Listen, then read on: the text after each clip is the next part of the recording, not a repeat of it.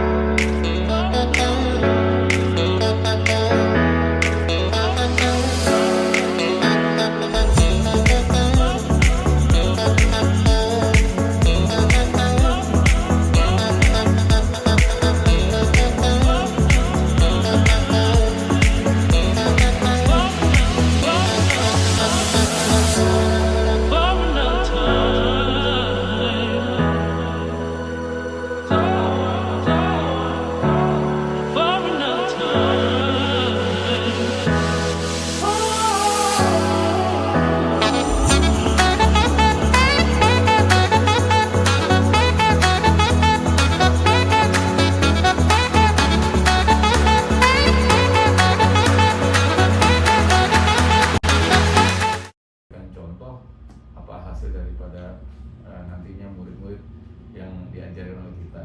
Jadi sekali lagi, semakin kita tinggi ke atas dalam hal ini jenjang struktur karir dalam organisasi, harus semakin bisa menjadi contoh bagi struktur organisasi di bawahnya, seperti itu. Ya. Untuk kegiatan seremonial, formal atau formal sekolah. Apa di sekolah ini sering mengadakan kegiatan yang sifatnya seremonial atau formal, Pak? Seperti apa? Ya, ini karena masa pandemi ya, dimana semua lini lah, tidak hanya sekolah ataupun instansi manapun sekarang mengalami keterbatasan untuk mengadakan kegiatan seremonial. Karena kegiatan seremonial kan ini tentunya akan menghadirkan banyak orang. Namun kita berbicara sebelum pandemi, kegiatan seremonial yang sering kita lakukan, yang pertama memang setiap Senin kita mengadakan upacara.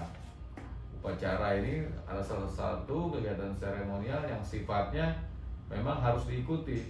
Bukan hanya masalah mengibarkan bendera sebagai rasa kebangsaan, tapi upacara ini juga sebagai seremonial kegiatan untuk menyampaikan sebuah informasi ya dari pihak sekolah kepada siswa-siswanya. Informasi apa aja ya? Termasuk informasi tentang kedisiplinan, informasi tentang pendidikan, informasi tentang segala apapun ya kan, yang berkaitan dengan tentunya kegiatan sekolah dan pelaksanaan sekolah serta ketertiban sekolah.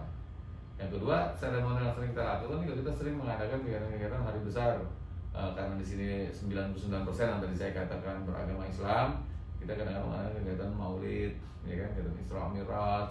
Itu kan kegiatan-kegiatan yang sifatnya memanggil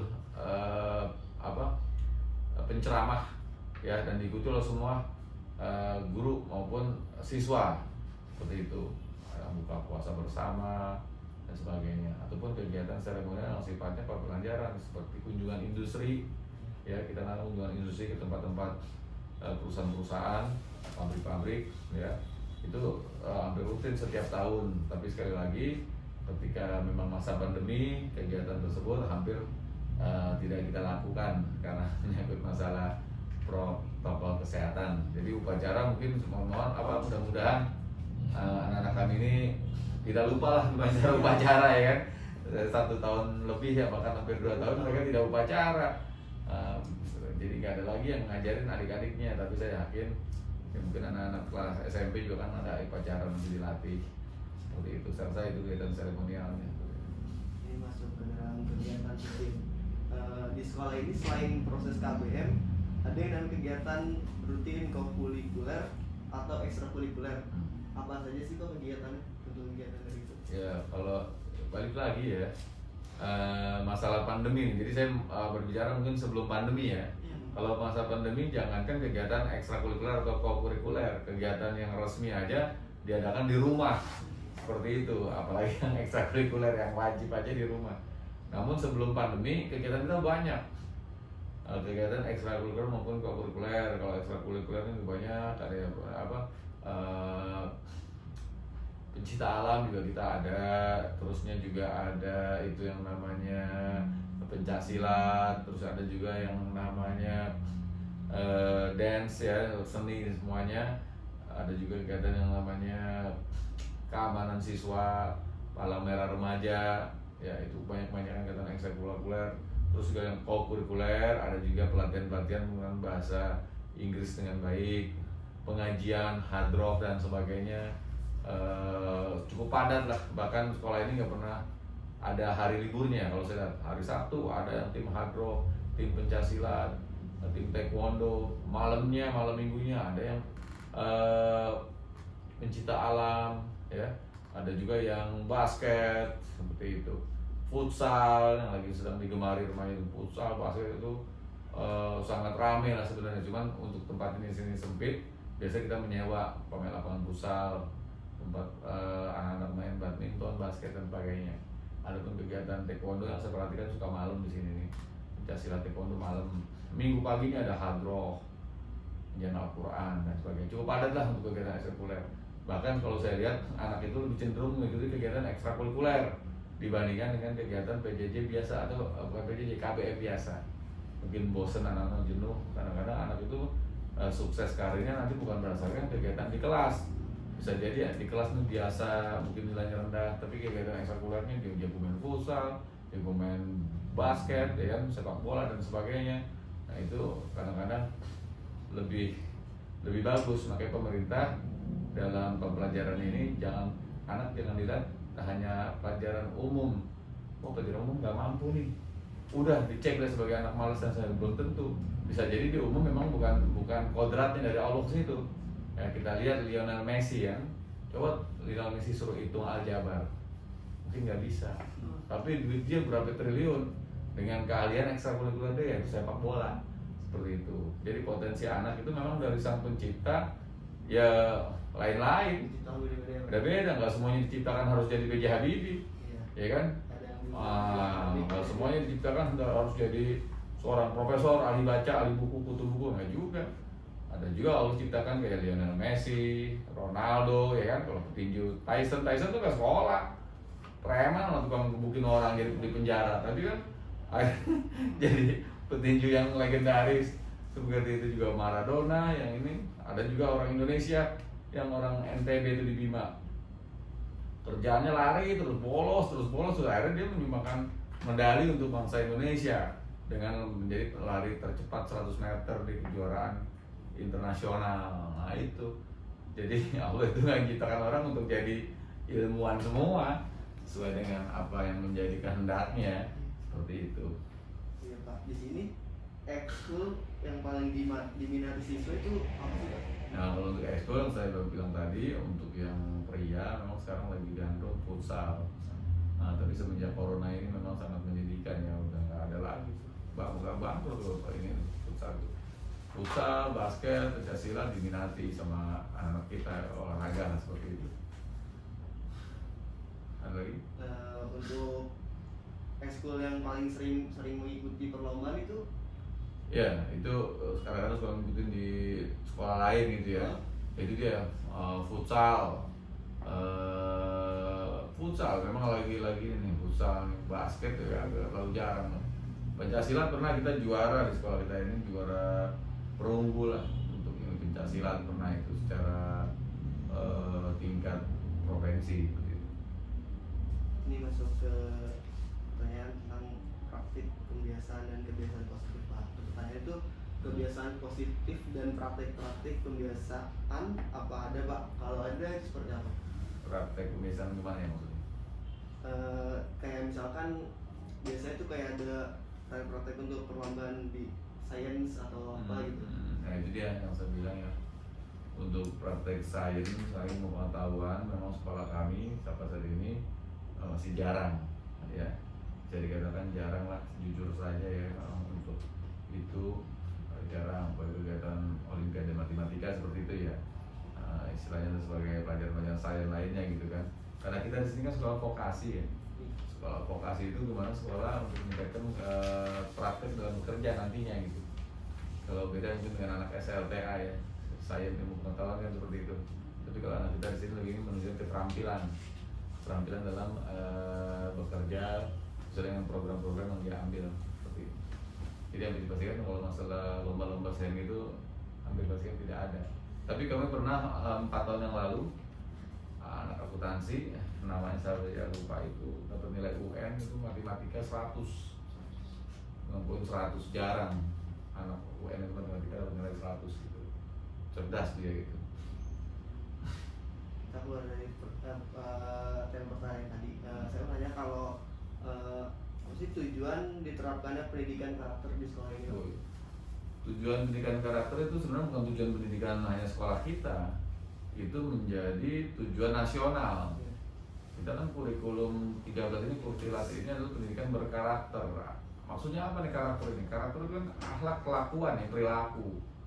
Jadi semua tujuan pendidikan, apapun yang namanya pendidikan, memang hasil akhirnya atau outputnya itu adalah karakter orang berubah. Semakin dekat dengan sang pencipta yang disebut dengan ketakwaan, lalu berkarakter baik terhadap manusia lainnya. Itu tujuan pendidikan sebetulnya itu tuh, bukan yang lain.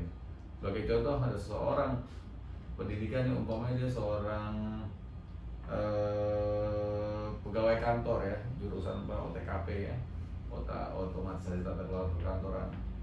Kok hubungannya dengan kedekatan sama sang pencipta dan ketakwaan? Jadi diharapkan walaupun profesinya sebagai tenaga pegawai, dia harus jujur, karena jujur adalah bagian dari karakter.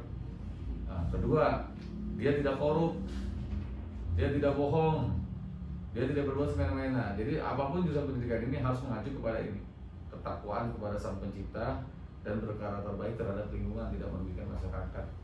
Itulah sebagai contoh ya. Mohon maaf, ini mungkin bisa perlu disensor ya, negara kita sedemikian besar ini ya, dan baru ini bukan rahasia umum ya kan. Orang pinter sudah nggak bisa disebut jumlahnya di Indonesia. Banyak, tiap tahun lulusan wisuda S1, S3, S2 ya kan. Nah, tapi juga kita nggak bisa pungkiri bahwa negara kita ini juga terkenal akan apanya. Akhirnya kan ada lembaga KPK, berarti kan ada yang sering diperiksa dalam hal korupsinya. Sering kita lihat walaupun tidak semua. Nah itu pendidikan berkarakter sebagai contoh, salah satu contoh kasus Gayus yang fenomenal ya. Nah ini kalau bisa disensor lagi. Itu kan terlibat corruption. Apakah dia itu bodoh? Dia enggak, dia tuh pintar, cerdas ya, pintar. Waktu kuliah di STAN juga orang pintar, tapi kenapa kena kasus korupsi? Nah ya kan, padahal orang pintar. Artinya apa? Kepinteran kalau tidak diselimuti dengan akhlak dan karakter yang baik lebih berbahaya dibandingkan orang yang bodoh ya. Orang bodoh paling jadi maling atau jambret di jalanan, udah tangkap digebukin ya kan. Tapi efeknya ya yang penderita karena kejambretan aja. Tapi kalau orang pintar dia korupsi mau miliaran rupiah, efeknya besar, semua rakyat jadi susah. Itu sebagai salah satu contoh kalau saya ngomong agak realistis ya pada saat kondisi sekarang ini. Begitu. Untuk ini Pak, kendala-kendala apa sih yang sering ditemukan selama daring itu belajar itu?